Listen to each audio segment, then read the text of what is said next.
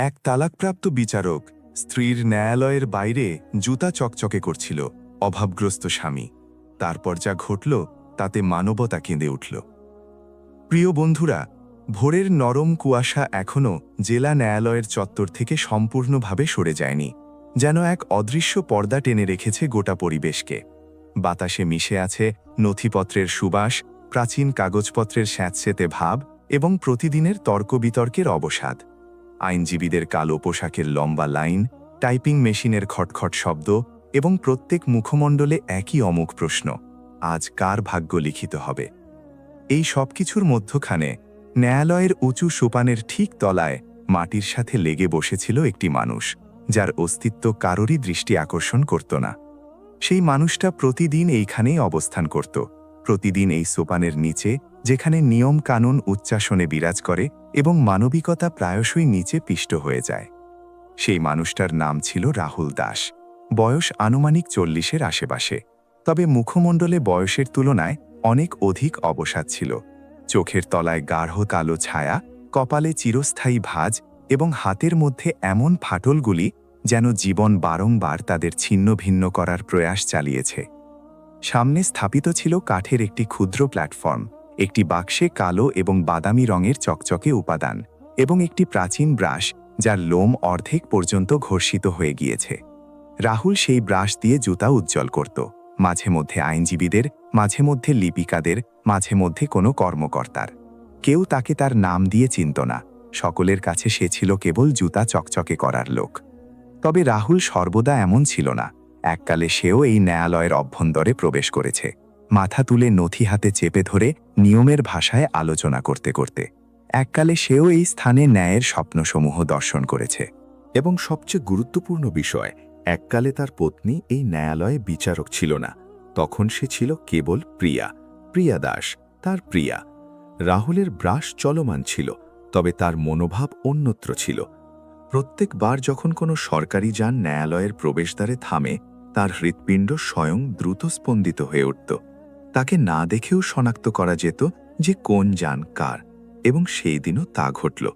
শুভ্র রঙের সরকারি যান, সামনে নীল আলো এবং পশ্চাতে রক্ষাকর্মী। রাহুলের হাত অকস্মাৎ থমকে গেল, ব্রাশ জুতার ওপরেই স্থির হয়ে গেল। তাকে দর্শন করার প্রয়োজন ছিল না, তথাপি তার শ্বাস প্রশ্বাস ভারাক্রান্ত হয়ে উঠল। বিচারক ম্যাডাম পৌঁছে গেছেন, কেউ পশ্চাৎ থেকে উচ্চারণ করল, বিচারক ম্যাডাম। এই শব্দগুলি রাহুলের কর্ণে হাতুড়ির আঘাতের ন্যায় পতিত হল, কারণ এই বিচারক ম্যাডাম অন্য কেউ নয়, প্রিয়া দাস। প্রিয়া যান থেকে অবতরণ করল। শুভ্র শাড়ি, কৃষ্ণ কোট, চুল সুসজ্জিতভাবে বন্ধন করা, মুখমণ্ডলে সেই কঠোর অভিব্যক্তি যাকে সমগ্র নগর ন্যায় বলে অভিহিত করে। তার চলনে আত্মপ্রত্যয় ছিল, তার মুখে কোনো অভিব্যক্তি ছিল না, যেন সে মানুষ নয়, নিয়মের কোনো প্রতিমূর্তি। আইনজীবীরা ঝুঁকে প্রণাম করতে আরম্ভ করল, কর্মচারীরা পথ নির্মাণ করতে আরম্ভ করল, এবং প্রত্যেকে তার ফয়সালার ক্ষমতা জানত।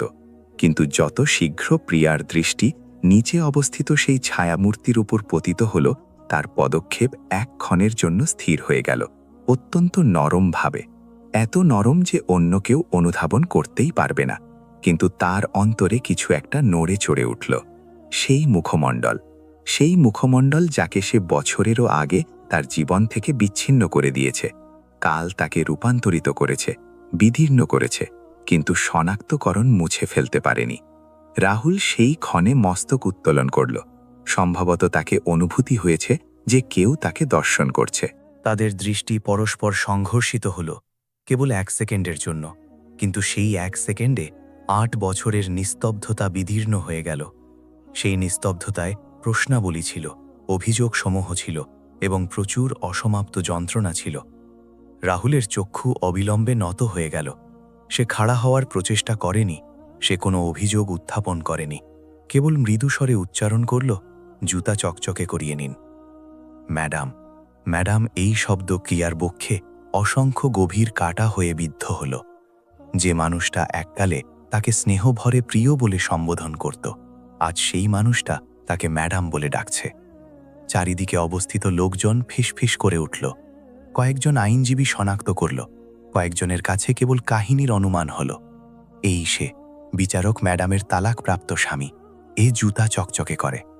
প্রশ্নসমূহ বায়ুতে ভাসমান ছিল, কিন্তু প্রিয়ার মুখমণ্ডলে কোনো অভিব্যক্তি ছিল না। সে নিজেকে সংযত করল, তার অন্তরে উত্থিত ঝড়কে দমন করল এবং কোনো কথা না বলে অগ্রসর হল। কিন্তু তার পদক্ষেপ ভারী ছিল। আজ প্রথমবার তাকে অনুভূত হল যে ন্যায়ালয়ের অভ্যন্তরে অধিষ্ঠিত বিচারক নয়, বরং ন্যায়ালয়ের বাহিরে অবস্থিত মানুষটা আরও সত্যের নিকটবর্তী। রাহুল পুনরায় ব্রাশ চালাতে আরম্ভ করল, কিন্তু এখন জুতা উজ্জ্বল হচ্ছে না, স্মৃতিসমূহ উজ্জ্বল হচ্ছে। তাকে সেই দিন স্মরণ হল যখন দুজনে একত্রিত হয়ে ভবিষ্যতের স্বপ্নসমূহ দর্শন করেছে, যখন প্রিয়া উচ্চারণ করেছে যে সে বিচারক হবে এবং রাহুল উচ্চারণ করেছে যে সে নিয়মকে মানবিকতার সাথে সংযোজিত করার প্রচেষ্টা করবে। কিন্তু তারপর সেই দিনও আগমন করল যখন একটি মামলা সমস্ত কিছু রূপান্তরিত করল, যখন প্রিয়া নিয়ম নির্বাচন করল এবং রাহুল সত্য, এবং সেই দিন তাদের সম্পর্ক ন্যায়ালয়ে পরাজিত হল। প্রিয়া চেম্বারে অধিষ্ঠিত হল। সামনে নথিপত্রের স্তূপ ছিল প্রতিদিনের মতো। কিন্তু আজ হাত কম্পিত হচ্ছে। সে প্রথম নথি উন্মোচিত করল। নাম পাঠ করতে তার শ্বাস প্রশ্বাস আটকে গেল। রাহুল দাস। আজকের প্রথম মামলা এক অভাবী মানুষের মামলা, এবং সেই অভাবী মানুষ সে স্বয়ং। এটা কি কেবল সংযোগ, নাকি নিয়তি ইচ্ছাপূর্বক দুজনকে মুখোমুখি অবস্থান করিয়েছে? ন্যায়ালয়ের ঘণ্টা বাজল। মামলা আরম্ভ হতে চলেছে, এবং এবার ফয়সালা কেবল নিয়মের হবে না, এবার মানবিকতাও কাজ করাই ছিল। ন্যায়ালয়ের ঘণ্টা বাজলে সম্পূর্ণ হলে এক অদ্ভুত নিস্তব্ধতা ছড়িয়ে পড়ল। লোকজন নিজ নিজ অবস্থান সংরক্ষণ করতে আরম্ভ করল। চেয়ারের খটখট আওয়াজ স্থির হয়ে গেল, এবং সকলের দৃষ্টি সামনে অধিষ্ঠিত বিচারক প্রিয়া দাসের ওপর স্থির হয়ে গেল। কিন্তু সেই দিন প্রিয়ার চক্ষুতে সেই স্থিরতা ছিল না যা সাধারণত তার মুখমণ্ডলে দৃশ্যমান হয়। তার সামনে স্থাপিত নথি উন্মুক্ত ছিল, কিন্তু শব্দসমূহ অস্পষ্ট হয়ে উঠছে। নাম স্পষ্টভাবে দৃশ্যমান হচ্ছে, রাহুল দাস। সেই নাম যা এককালে তার পরিচয় ছিল, আজ একটি মামলা সংখ্যা হয়ে উঠেছে। প্রিয়া নিজেকে কঠোর করল। সে নিজেকে উচ্চারণ করল যে এটা ন্যায়ালয়, এ স্থান ভাবাবেগের নয়। এখানে কেবল নিয়ম কথা বলে, কিন্তু হৃদয়কে অনুশাসিত করা সহজসাধ্য নয়। যত শীঘ্র পেশকার আওয়াজ উত্থাপন করল, রাহুল দাস বনাম রাষ্ট্র। প্রিয়ার কর্ণে সেই দিন গুঞ্জরিত হয়ে উঠল, যখন প্রথমবার রাহুল এবং প্রিয়া এই ন্যায়ালয়ে একত্রিত হয়েছে। কিন্তু তখন তারা স্বামী পত্নী ছিল, বিচারক এবং অভিযুক্ত নয়। রাহুলকে কাঠগড়ায় আনয়ন করা হল। সেই ঝুঁকে থাকা মুখমণ্ডল, সেই অবসাদগ্রস্ত চক্ষু। কিন্তু আজ জুতার চকচকে নয়, হাতে হাত করা ছিল। ন্যায়ালয়ের বাহিরে অবস্থিত মানুষটা আজ ন্যায়ালয়ের অভ্যন্তরে খাড়া ছিল। পার্থক্য কেবল এটুকু যে এখন সে ঊর্ধ্বে দৃষ্টিপাত করতে পারে না। প্রিয়া এক ক্ষণের জন্য দৃষ্টি উত্তোলন করল, তারপর অবিলম্বে নত করে নিল। তাকে আশঙ্কা ছিল, যদি অধিক দর্শন করে ফেলে তাহলে বিচারক থাকতে পারবে না। আইনজীবী মামলা পাঠ করতে আরম্ভ করল। অভিযোগসমূহ সাধারণ নয়, একটি সরকারি চুক্তিতে অনিয়ম, দলিলসমূহের জালিয়াতি এবং এক কর্মকর্তার ওপর চাপ প্রয়োগের অভিযোগ। সমস্ত কিছু যা কাগজপত্রে অপরাধ ছিল। কিন্তু প্রিয়া জানত যে রাহুল এমন প্রকারের মানুষ নয়, বা সম্ভবত সে নিজেকে এটাই বোঝাচ্ছে। কারণ সত্যতা এটাও যে রাহুলের জীবন তখন থেকে অধোগতি লাভ করেছে যখন থেকে সে তার থেকে বিচ্ছিন্ন হয়েছে, এবং তারপর অতীত দ্বার ভেঙে সামনে আগমন করল। 8 বছর পূর্বে যখন প্রিয়া বিচারক হতে চলেছে, রাহুল একটি বিশাল মামলার পক্ষে যুদ্ধ করছিল। একটি এমন মামলা যাতে একটি প্রবল উদ্যোগপতি, এক মন্ত্রী এবং সম্পূর্ণ ব্যবস্থা জড়িত ছিল। রাহুলের নিকট প্রমাণাদি ছিল, এমন প্রমাণাদি যা অসংখ্য বিশাল নামকে উন্মোচিত করতে পারে। সেই সময়ে প্রিয়াকে সতর্ক বার্তা প্রাপ্ত হয়েছে, হয় রাহুলকে পশ্চাদপসারণ করাও, নয়তো তোমার নিয়োগ স্থগিত হয়ে যাবে। সেই রাত্রে দুজনের মধ্যে প্রথমবার সত্যিকারের বিবাদ ঘটেছে। প্রিয়া উচ্চারণ করেছে যে এটা তার স্বপ্ন, তার লড়াই, এবং সে যে কোনো মূল্যে বিচারক হবে। রাহুল উচ্চারণ করেছে যে যদি সত্যকে দমন করে আসল লাভ করা যায়, তাহলে সেই আসন নয়, বিনিময়। দুজনেই সঠিক ছিল এবং দুজনেই অসঠিক, কিন্তু সেই রাত্রে ফয়সালা ঘটে গেল। রাহুল মামলা ত্যাগ করেনি। প্রিয়া সম্পর্ক, ন্যায়ালয়ে তালাক ঘটেছে, অশ্রু ছাড়া, নাটক ছাড়া, কেবল 2টি স্বাক্ষর এবং একটি নিস্তব্ধতা যা বছর ধরে অনুসরণ করে।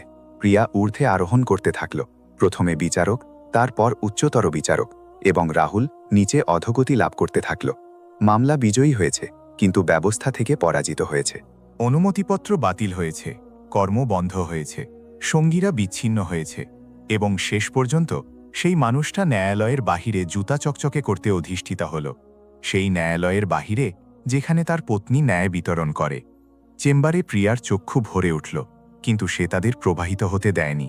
সে হাতুড়ি উত্তোলন করল, আওয়াজ কঠোর করল এবং পরবর্তী তারিখ প্রদান করল। সকলে অনুভব করল এটা একটি সাধারণ মামলা, কিন্তু কাউকে জানা ছিল না যে এই মামলা কেবল রাহুলের নয়, এটা প্রিয়ার আত্মারও মামলা। ন্যায়ালয় থেকে প্রস্থানকালে প্রিয়া জানালা দিয়ে বাহিরে দৃষ্টিপাত করল। রাহুলকে পুনরায় সোপানের নিকট অধিষ্ঠিত দেখে নিল। সেই প্ল্যাটফর্ম, সেই ব্রাশ, যেন কোনো পরিবর্তন ঘটেনি। কিন্তু প্রিয়া জানত আজ কোনো একটা পরিবর্তন ঘটেছে।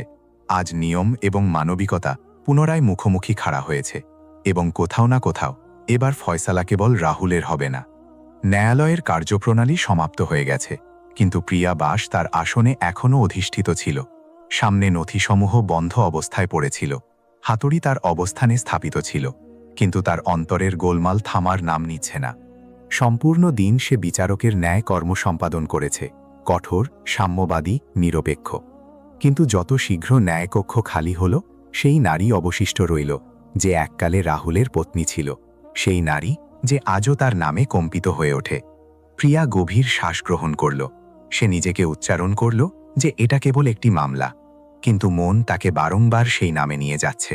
রাহুল দাস, সেই নাম এখন অপরাধের নথিতে অঙ্কিত, যদিও এককালে সেই নাম তার স্বপ্নের ভিত্তি ছিল। সে লিপিকাকে আহ্বান করল এবং রাহুলের মামলার সম্পূর্ণ নথি পুনরায় মঙ্গাল। এবার সে বিচারকের দৃষ্টিতে নয়, মানুষের দৃষ্টিতে পাঠ করতে চায়। অন্যপক্ষে ন্যায়ালয়ের বাহিরে রাহুল তার অবস্থানে অধিষ্ঠিত ছিল। লোকজন আগমন প্রস্থান করতে থাকল, জুতা উজ্জ্বল করাতে থাকল, অর্থ প্রদান করে প্রস্থান করতে থাকল। কিন্তু আজ তার মনোযোগ কোনো জুতায় নেই।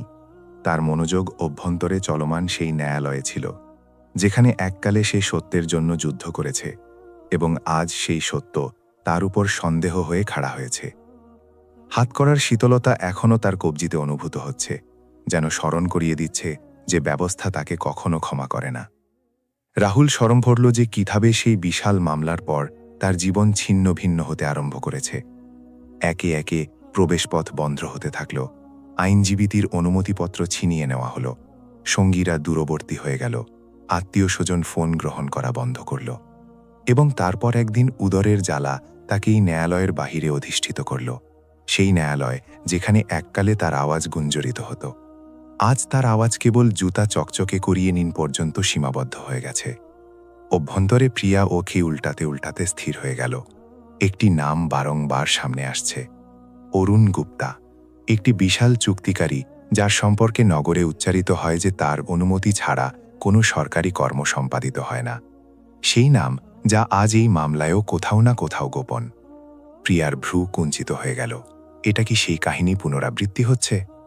প্রিয়া স্মরণ করল যে কিভাবে সেই অরুণের বিরুদ্ধে রাহুলের নিকট দৃঢ় প্রমাণাদি ছিল, কিভাবে সেই মামলা তাদের সম্পর্ক বিদীর্ণ করেছে, এবং এখন এত বছর পর সেই মানুষটা পুনরায় কোনো অভাবীর উপর অভিযোগ আরোপ করে নিজে রক্ষা পাওয়ার প্রচেষ্টা করছে। প্রিয়ার অন্তরে বিচারক জাগ্রত হয়ে উঠল। এবার বিষয় কেবল রাহুলের নয়, এবার প্রশ্ন ব্যবস্থার। পরবর্তী দিন ন্যায়ালয়ে পরিস্থিতি রূপান্তরিত হয়ে গেল। সংবাদ মাধ্যমের ক্যামেরাসমূহ বাহিরে খাড়া। সংবাদ ছড়িয়ে পড়েছে যে বিচারক প্রিয়া দাসের সামনে তার তালাকপ্রাপ্ত স্বামীর মামলা চলমান। লোকজন এটাকে উত্তেজনাপূর্ণ বানাচ্ছে। কিন্তু প্রিয়ার নিকট এটা বিনোদন নয়, এটা তার জীবনের সবচেয়ে কঠিন পরীক্ষা। যত শীঘ্র রাহুলকে কাঠকড়ায় আনয়ন করা হলো, তার দৃষ্টি অজান্তে প্রিয়ার সাথে সংঘর্ষিত হল। এবার দুজনেই দৃষ্টি বিচ্যুত করল না। কয়েকক্ষণের জন্য কাল থমকে গেল। সেই নিস্তব্ধতায় প্রচুর কিছু ছিল, স্নেহ, ক্রোধ, অনুতাপ এবং অসমাপ্ত সত্য। তারপর প্রিয়া হাতুড়ি উত্তোলন করল এবং কার্যপ্রণালী আরম্ভ করল। তার আওয়াজ কঠোর ছিল, কিন্তু হৃদয় কম্পিত ছিল। সরকারি আইনজীবী অভিযোগসমূহ পুনরাবৃত্তি করল, দলিলসমূহ উপস্থাপিত হল, সমস্ত কিছু কাগজপত্রে সঠিক প্রতীয়মান হচ্ছে। কিন্তু প্রিয়ার দৃষ্টি সেই শূন্য স্থানসমূহ দর্শন করছে যেখানে সত্য গোপন করা হয়েছে। সে প্রশ্নাবলী আরম্ভ করল, এমন প্রশ্নাবলী যাতে সরকারি আইনজীবী অস্বস্তিকর হয়ে উঠল। ন্যায়ালয়ে ফিসফিসাহট ছড়িয়ে পড়ল। প্রথমবার কেউ দর্শন করল যে বিচারক প্রিয়া দাস কোনো মামলায় এত গভীরতায় প্রবেশ করছে। রাহুল নীরবে খাড়া ছিল। সে জানত যে সত্য উচ্চারণের মূল্য কী, কিন্তু আজ কোথাও না কোথাও তাকে আশা জাগছে। সম্ভবত এজন্য যে সামনে অধিষ্ঠিত বিচারক কেবল নিয়ম নয়, সে সেই মানুষটাকে শনাক্ত করে। সে জানত যে রাহুল কখনো অসত্যের সাথে খাড়া হয়নি। কার্যপ্রণালীর সমাপ্তিতে প্রিয়া মামলাকে পরবর্তী শুনানির জন্য সংরক্ষিত করল এবং একটি নির্দেশ প্রদান করল অরুণ গুপ্তাকে ব্যক্তিগতভাবে ন্যায়ালয়ে উপস্থিত হওয়ার। এই নির্দেশ কোনো বিস্ফোরকের চেয়ে কম নয়। সম্পূর্ণ চেম্বারে নিস্তব্ধতা ছড়িয়ে পড়ল। কেউ কল্পনাও করেনি যে কোনো বিচারক সেই নামকে এত সরাসরি চ্যালেঞ্জ প্রদান করবে। ন্যায়ালয়ের বাহিরে রাহুল এই সংবাদ শ্রবণ করল। প্রথমবার তার চক্ষুতে আর্দ্রতা আগমন করল।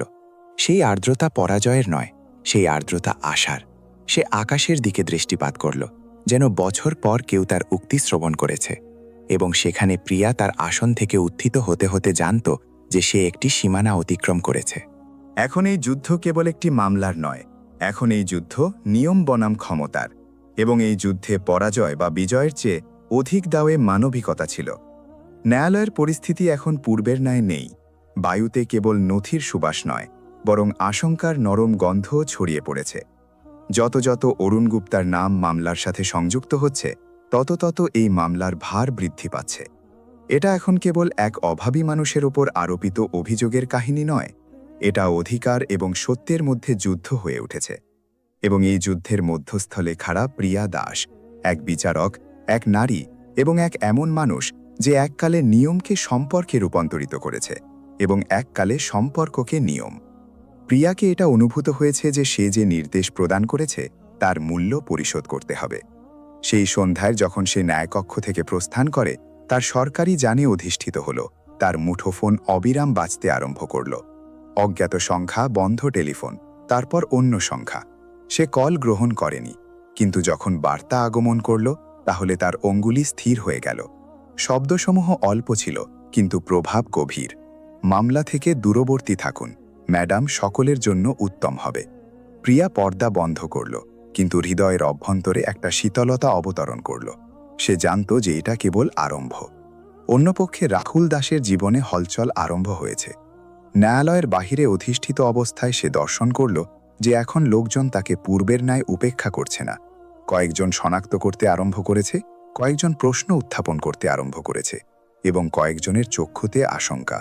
সেই রাত্রে যখন সে তার ক্ষুদ্র কক্ষে প্রত্যাবর্তন করল, যেখানে একটি বিদীর্ণ খাটিয়া, একটি বাল্ব এবং প্রাচীরে ঝুলন্ত প্রাচীন ডিগ্রি তার সম্পূর্ণ বিশ্ব ছিল, তাহলে তাকে অনুভূত হল যে কেউ তার অনুসরণ করছে। পদশব্দ, দ্বিচক্রযানের আওয়াজ এবং তারপর অকস্মাৎ নিস্তব্ধতা। রাহুল অনুধাবন করল যে সত্যের নিকটবর্তী হওয়ার এটাই মূল্য। পরবর্তী দিন ন্যায়ালয়ে অরুণ গুপ্তা উপস্থিত হল। ভারী দেহ, মূল্যবান পোশাক, মুখমণ্ডলে কৃত্রিম হাস্য এবং চক্ষুতে অহংকার। তার সাথে আইনজীবীদের সম্পূর্ণ দল ছিল। ন্যায়কক্ষে এক অদ্ভুত নিস্তব্ধতা ছড়িয়ে পড়ল, যেন সকলে জানত যে আজ কোনো বিশাল ঘটনা ঘটতে চলেছে। প্রিয়া দাস তার আসন সংরক্ষণ করল। সে নিজেকে স্মরণ করিয়ে দিল যে সামনে অধিষ্ঠিত মানুষটা যত প্রবল হোক না কেন, ন্যায়ালয়ে সকলে সমতুল্য। অরুণ দৃষ্টি উত্তোলন করে প্রিয়াকে দর্শন করল। সেই দৃষ্টিতে চ্যালেঞ্জ ছিল, যেন উচ্চারণ করতে চাইছে, তুমি আমাকে শনাক্ত করো না। কিন্তু প্রিয়া তাকে শনাক্ত করে। খুব সুন্দরভাবে সে সেই মানুষটাকে দর্শন করেছে যে বছর পূর্বে রাহুলের জীবন ধ্বংস করেছে এবং আজও সেই খেলা চালাচ্ছে। প্রিয়া প্রশ্নাবলী আরম্ভ করল, সরাসরি, স্পষ্ট এবং কোনো আশঙ্কা ছাড়া। অরুণের হাস্য ধীরে ধীরে ম্লান হয়ে যেতে আরম্ভ করল। তার উত্তরসমূহে বিভ্রান্তি আগমন করতে আরম্ভ করল। প্রথমবার তাকে অনুভূতি হল যে সামনে অধিষ্ঠিত বিচারক কেবল আসন নয়, সে প্রাচীর। এর মধ্যে রাহুলকে সাক্ষ্য প্রদানের জন্য আহ্বান করা হল। সম্পূর্ণ ন্যায়কক্ষের দৃষ্টি তার উপর স্থির হয়ে গেল। সেই মানুষটা যে গতকাল পর্যন্ত জুতা চকচকে করত, আজ সত্যের ভার বহন করে খাড়া ছিল। তার হাত কম্পিত ছিল, কিন্তু আওয়াজে অদ্ভুত স্থিরতা ছিল। সে উচ্চারণ আরম্ভ করল, মৃদু কিন্তু স্পষ্ট। সে বর্ণনা করল যে কিভাবে দলিলসমূহে জালিয়াতি ঘটেছে, কিভাবে তার উপর চাপ প্রয়োগ করা হয়েছে, কিভাবে তাকে নীরব করার প্রচেষ্টা চালানো হয়েছে। প্রত্যেক শব্দের সাথে চেম্বারে নিস্তব্ধতা গভীরতর হয়ে উঠল। প্রিয়া নীরবে শ্রবণ করতে থাকল। প্রত্যেক বাক্য তার অন্তরে কোনো একটা বিদীর্ণ করছে। এটা সেই উক্তিসমূহ যা সে বছর পূর্বে শ্রবণ করতে চায়নি। তখন সে নিয়ম নির্বাচন করেছে। আজ নিয়ম সেই সত্যকে তার সামনে স্থাপিত করছে। অরুণের আইনজীবী মধ্যে মধ্যে আপত্তি উত্থাপন করতে থাকল, কিন্তু প্রিয়া প্রত্যেক আপত্তি প্রত্যাখ্যান করল। আজ সে পশ্চাৎ অপসরণ করবে না। সাক্ষ্য প্রদানের পর যত শীঘ্র রাহুল বাহিরে প্রস্থান করল, তাকে হুমকি প্রদান করা হল স্পষ্ট শব্দে, যদি জীবিত অবস্থান করতে চাও তাহলে পরবর্তী শুনানির পূর্বে অদৃশ্য হয়ে যাও। রাহুল প্রথমবার আশঙ্কা অনুভব করল, কিন্তু সেই আশঙ্কার সাথে এক অদ্ভুত শান্তিও ছিল। তাকে অনুভূত হল যে যদি এখন পশ্চাৎ অপসরণ করে তাহলে সে নিজ থেকে পরাজিত হবে, এবং সে নিজ থেকে পরাজিত হওয়া অনেক পূর্বে ত্যাগ করেছে। প্রিয়াকে যখন হুমকির সংবাদ প্রাপ্ত হল, তাহলে তার চক্ষুতে ক্রোধ অবতরণ করল। এখন এই যুদ্ধ ব্যক্তিগত হয়ে উঠেছে। সে আইন রক্ষক নিরাপত্তা বৃদ্ধি করার নির্দেশ প্রদান করল, মামলাকে দ্রুতগতিতে স্থাপিত করল এবং স্পষ্ট করে দিল যে কোনো চাপে ফয়সালা রূপান্তরিত হবে না। এই ফয়সালা সম্পূর্ণ ব্যবস্থায় হলচল সৃষ্টি করল। সেই রাত্রে প্রিয়া একাকী অধিষ্ঠিত ছিল। সামনে সেই প্রাচীন ছবি ছিল, সে এবং রাহুল হাস্যমুখে। সে ছবিটাকে দীর্ঘক্ষণ দর্শন করল এবং প্রথমবার তার ওষ্ঠ থেকে শব্দ নির্গত হল। সম্ভবত সেই দিন আমি অসঠিক ছিলাম, কিন্তু অসঠিকতা স্বীকার করা কাহিনীর সমাপ্তি নয়, কখনো কখনো এটাই আরম্ভ। এবং এখন যখন সত্য সম্পূর্ণ ক্ষমতা নিয়ে সামনে আগমন করতে চলেছে, সকলে জানত পরবর্তী শুনানি কেবল ফয়সলার নয়, বরং মানবিকতার চূড়ান্ত পরীক্ষা হবে। ন্যায়ালয়ের সেই ভোরে এক অদ্ভুত নিস্তব্ধতা ছিল, এমন নিস্তব্ধতা যাতে ফয়সালার পূর্বের আশঙ্কা, আশা এবং অউচ্চারিত সত্য সমস্ত কিছু মিশ্রিত ছিল। বাহিরে সংবাদ মাধ্যমের ভিড় ছিল, ক্যামেরা সমূহ চালিত ছিল, লোকজন ফিসফিস করছে। কিন্তু অভ্যন্তরে ন্যায়কক্ষে অধিষ্ঠিত বিচারক প্রিয়া দাসের মুখমণ্ডলে আজ কোনো অভিব্যক্তি নেই। সেই কঠোরতা, সেই স্থিরতা। পার্থক্য কেবল এটুকু যে আজ তার অন্তরের নারী সম্পূর্ণভাবে জাগ্রত হয়েছে। কাঠগড়ায় খাড়া রাহুল দাস আজ ভিন্ন প্রতীয়মান হচ্ছে। সেই সাধারণ বস্ত্র, সেই অবসাদগ্রস্ত দেহ, কিন্তু চক্ষুতে এক অদ্ভুত জ্যোতি ছিল, যেন সে নির্ধারিত করেছে যে যা ঘটুক সত্য উচ্চারণ করবে। সে এখন আশঙ্কার সাথে আপোষ করা ত্যাগ করেছে, সম্ভবত এজন্য যে তার নিকট হারানোর মতো কোনো কিছু অবশিষ্ট নেই। অরুণ গুপ্তা তার অবস্থানে অধিষ্ঠিত ছিল। মুখমণ্ডলে পূর্বের ন্যায় আত্মপ্রত্যয় নেই। বিগত কয়েকদিনে প্রচুর কিছু রূপান্তরিত হয়েছে। দলিলসমূহ সামনে আগমন করেছে, কয়েকজন সাক্ষী পরিবর্তিত হয়েছে, এবং ব্যবস্থার ফাটল এখন স্পষ্ট দৃশ্যমান হচ্ছে। তথাপি সে চূড়ান্ত আশার সাহায্যে অধিষ্ঠিত ছিল, ক্ষমতার আশা, অর্থের আশা, সেই মনোভাবের আশা যে শেষ পর্যন্ত বিজয় তারই হবে। প্রিয়া হাতুড়ি উত্তোলন করল, আওয়াজ গুঞ্জরিত হল।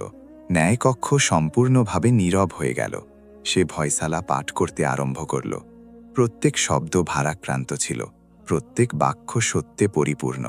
সে স্পষ্ট উচ্চারণ করল যে রাহুল দাসের ওপর আরোপিত অভিযোগসমূহ প্রমাণিত হয়নি, দলিলসমূহের জালিয়াতি নিশ্চিত হয়েছে, এবং এই ষড়যন্ত্রের পশ্চাতে যে নামসমূহের উল্লেখ আগমন করেছে তাতে অরুণ গুপ্তা প্রধান। ন্যায়কক্ষে হলচল সৃষ্টি হল। কেউ এমন ফয়সালা আশা করেনি। ফয়সালা শ্রবণ করে রাহুলের চক্ষু থেকে অশ্রু নির্গত হল। সেই অশ্রু আনন্দের নয়, সেই অশ্রু সেই যন্ত্রণার যা বছর ধরে তার অন্তরে সঞ্চিত ছিল। সে ঊর্ধ্বে দৃষ্টিপাত করল, যেন কোনো অদৃশ্য ক্ষমতাকে কৃতজ্ঞতা জ্ঞাপন করছে। সেই মানুষটা আজ ন্যায়ালয় থেকে ন্যায় লাভ করেছে, কিন্তু জীবন থেকে যা ছিনিয়ে নেওয়া হয়েছে সেটা আজও অসমাপ্ত। অরুণ গুপ্তার মুখমণ্ডলের বর্ণ উড়ে গেছে। তার আইনজীবী কোনো কিছু উচ্চারণ করার প্রচেষ্টা করছে, কিন্তু প্রিয়ার আওয়াজে কোনো স্থান নেই। হাত কড়া আরোপিত হল, এবং প্রথমবার সেই মানুষটা ঝুঁকল যে কখনো কারো সামনে মস্তক নত করেনি। সেই ক্ষণে চেম্বারে কোনো করতালি ধ্বনিত হয়নি, কোনো আনন্দের গোলমাল ঘটেনি। কেবল এক ভারাক্রান্ত নিস্তব্ধতা ছিল, যেন সকলে অনুধাবন করছে যে আজ কোনো এক মানুষের নয়, বরং সম্পূর্ণ ব্যবস্থার পরাজয় ঘটেছে। ফয়সালা প্রদানের পর প্রিয়া কয়েকক্ষণ নীরব ছিল। তারপর সে রাহুলের দিকে দৃষ্টিপাত করল, বিচারকের আসনে অধিষ্ঠিত নারী নয়, বরং এক মানুষের দৃষ্টিতে। তার আওয়াজ প্রথমবার সামান্য নরম হল। সে উচ্চারণ করল যে ন্যায়ালয় কেবল নিয়ম দর্শন করে না, বরং মানুষও দর্শন করে। এবং যদি কখনো নিয়ম মানবিকতা থেকে দূরবর্তী হয়ে যায়, তাহলে তাকে প্রত্যাবর্তন করানো ন্যায়ালয়েরই দায়িত্ব। রাহুল ন্যায়ালয় থেকে প্রস্থান করল।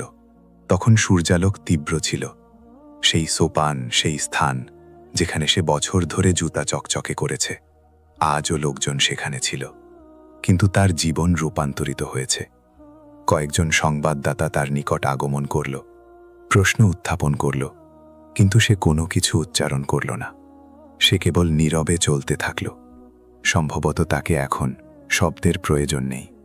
প্রিয়া তার চেম্বারে একাকী অধিষ্ঠিত ছিল। সামনে সেই প্রাচীন ছবি স্থাপিত ছিল, সে এবং রাহুল। সে ছবিটাকে হাতে গ্রহণ করল, চক্ষু ভরে উঠল।